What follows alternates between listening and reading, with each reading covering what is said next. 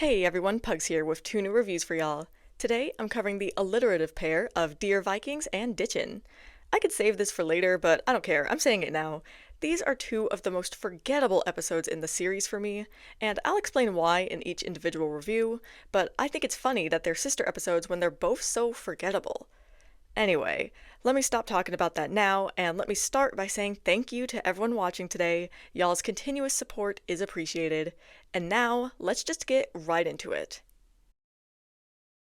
Even though I rewatched Dear Vikings for the purposes of reviewing it almost 2 years ago now, I feel like I've gone right back to remembering very little of it. That is, until I rewatched it again for the purposes of this review. I guess that just shows how forgettable this episode really is. The same applies to this episode's sister, by the way, and you'd think an episode with freaking Vikings would be a lot more memorable, but, well, this episode does not quite live up to that adjective. At all. Dear Vikings begins well enough, with an awkward humor joke between Mr. Krabs and SpongeBob greeting each other multiple times. And guess what? This joke actually works! That's a pretty great achievement given how much I've been complaining about these damn attempts at awkward humor. The key, I think, is not having it drag on too long, and also sticking the landing. The joke here works for me because it only lasts a couple of lines, and Mr. Krabs shuts it down in a funny way. Future episodes, take notes. Anyway, back to talking about the beginning of the episode in general. One thing I like about this setup is that it's setting up one of my favorite common plots in the show, the Krusty Krab business practice plot. Mr. Krabs is so hilariously cheap here, and this little joke here is so real because this is exactly what it feels like with cup sizes. Or, really, here in the US, cup sizes are either freakishly small or freakishly large. Like at movie theaters? My god, it feels like they give you a whole gallon. Okay, that was a little tangent. I'll move on now. Okay, so, like I just said, this episode appears to be setting up a Krusty Krab business practice plot. Except, it isn't, actually, because the episode instead begins to focus on Vikings. And I start getting worried, because Squidward's explanation of the Vikings nearly bores me, even as I see some obvious attempts at visual gags, and I don't like the design of the Vikings either, like there's just something about them that puts me off, so that's not great. I did find SpongeBob's excitement about the prospect of writing to the Vikings to be pretty cute though, so that was a plus. After SpongeBob writes the letter, I liked the bit of the Viking guy working as a garbage man carrying the letter all the way to the other Vikings. That was entertaining, maybe not particularly funny, but entertaining. And then the poor guy gets hauled off to the dungeon because he interrupted the king's story time. This show loves its asshole kings, doesn't it? And when we meet the Viking king, we see some very interesting designs for the women Vikings. Yeah, no, I'm not a fan. This isn't cute. This show doesn't usually fall into these bullshit misogynistic design choices, so I'm questioning how we even got to this point. See, what they should have done is made these women Vikings also big and muscular, but of course we can't have that now, can we? Also, the fact that these women are essentially used as decoration, ew. The show needs to literally never do this again. Alright, I'm getting off the soapbox now.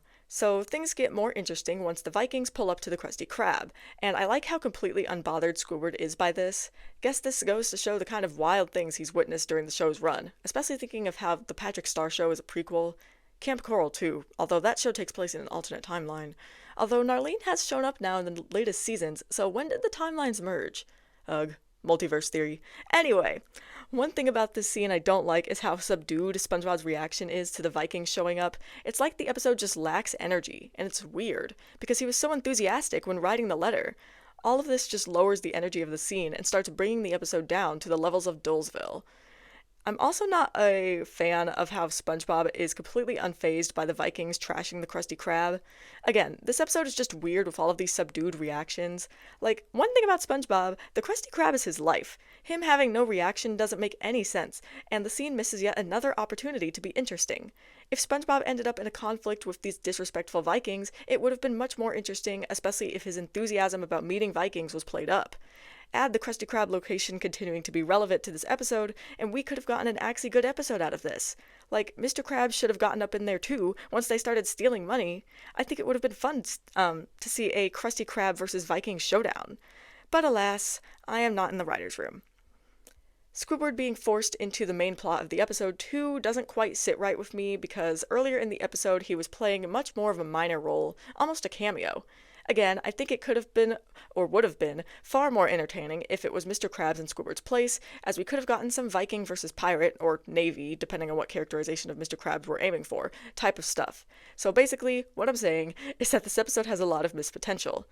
And once we're on the ship, I did like the joke about everyone being named Olaf instead of the main guy we spend time with. I thought that was fun. However, that's about the only enjoyable thing for a while, as things continue to be dull from here. I can see why this episode is forgettable now. Like when SpongeBob asks his questions to the Vikings, why are they answered in the slowest, most boring way possible? Where's the zest? The action? The humor? The group catapulting Olaf was at least kind of funny, so there is that. I also liked Squidward's list of all the things he can do. I think there were even a couple of references in there, but maybe not. Either way, all of these fancy sounding things is very Squidward, and it's nice to see that the man has hobbies. This part of the episode, along with Squidward telling off the main Viking, warms me up to the idea of Squidward being the one on the ship instead of Mr. Krabs. I mean, I still would have preferred to see Mr. Krabs, but it's fun to see Squidward's ego take precedent over the actual danger that he's in. And I love how we get what I'm choosing to see is a nice little callback to Doing Time, with Squidward being happy about being catapulted just so he wouldn't have to live next to SpongeBob. So all in all, these last few minutes are for sure an improvement to what we've been seeing throughout the episode. I also like that we get some consistency here with SpongeBob being completely unable to pick up the axe, and the pose that he's in could be considered a reference to ripped pants. That's how I'm choosing to see it anyway. The last minute or so of the episode is fine, it's rather abrupt, and I think it would have been fun to have everyone return to the Krusty Krab for one last gag, but I like that SpongeBob has to be the voice of reason for these Vikings, and how he ends up saving them. Dear Vikings is decent. Obviously, the main issue I have with the episode is that it's frequently dull, and only funny a few times. It is interesting at points too, but not enough for me to call this a good episode or anything, and I also think that this episode just has a lot of missed potential, which is disappointing. And speaking of disappointing, man, Season 6 has not been having a good stretch of episodes for the last 5 now. This episode is part of those 5, coming out to a very low okay, where I'm giving it a score of 6 out of 10. I wouldn't call it a failure like I would a mediocre episode, but it's very close due to all of that missed potential. As I said at the outset, I barely remember Ditchin. Like, it's actually ridiculous how little I remember this episode. I guess now I can remember a little more since I had to rewatch it a couple years back for the written review of this episode, which, wow, I can't believe it's coming up on 2 years now.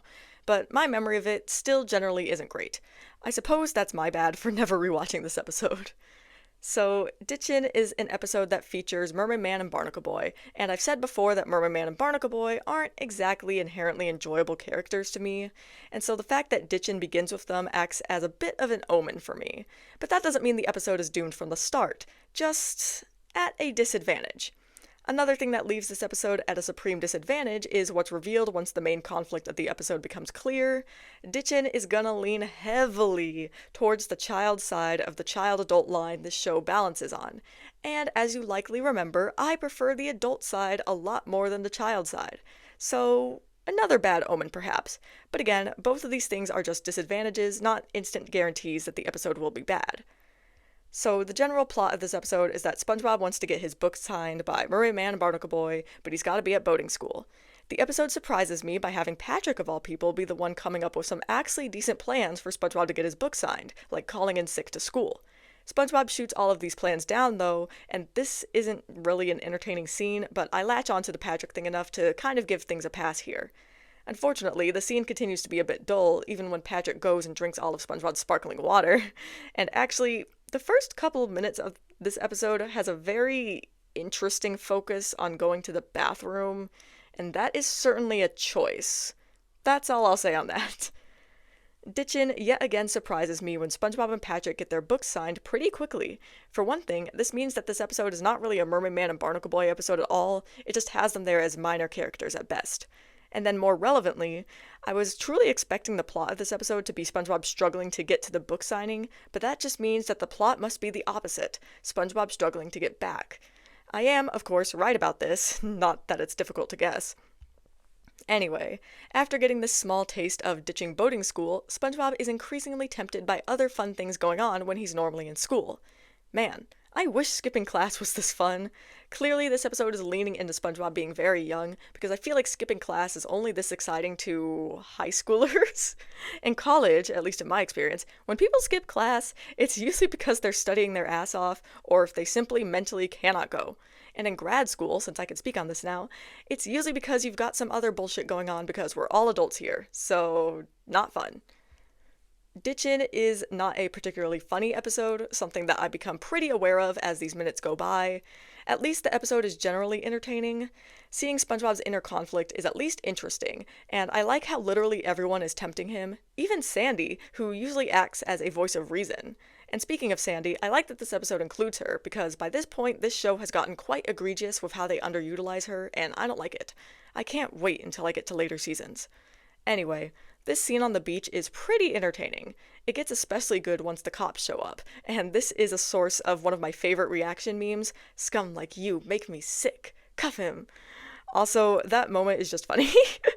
I also love how this joke ties back into the main plot of the episode, the guy being arrested because of a criminal life that started with ditching class. That's some tight writing if I do say so myself. This gets SpongeBob to finally have his guilt catch up with him, and he runs back to class, and there's some fun visuals in this scene to boot. I'm just glad that the episode is finally staying consistently entertaining. The first few minutes were a drag, but the rest of it is pretty good.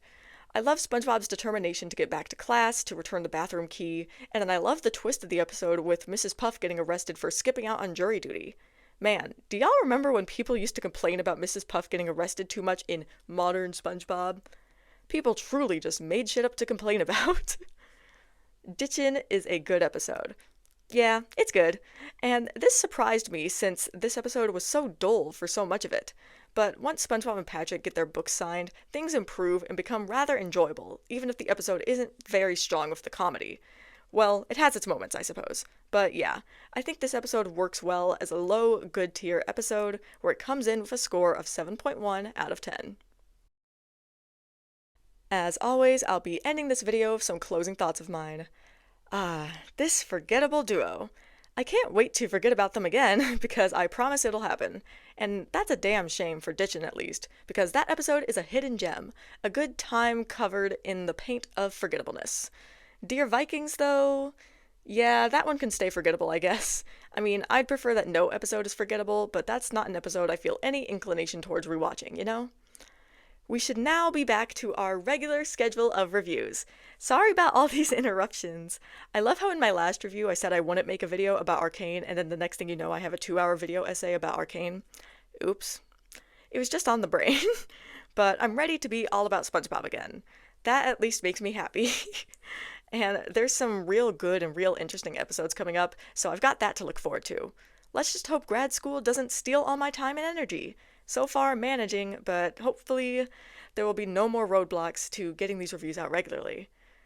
And that's all I've got for y'all today, so I'll go ahead and end things here, and I'll see y'all in the next review.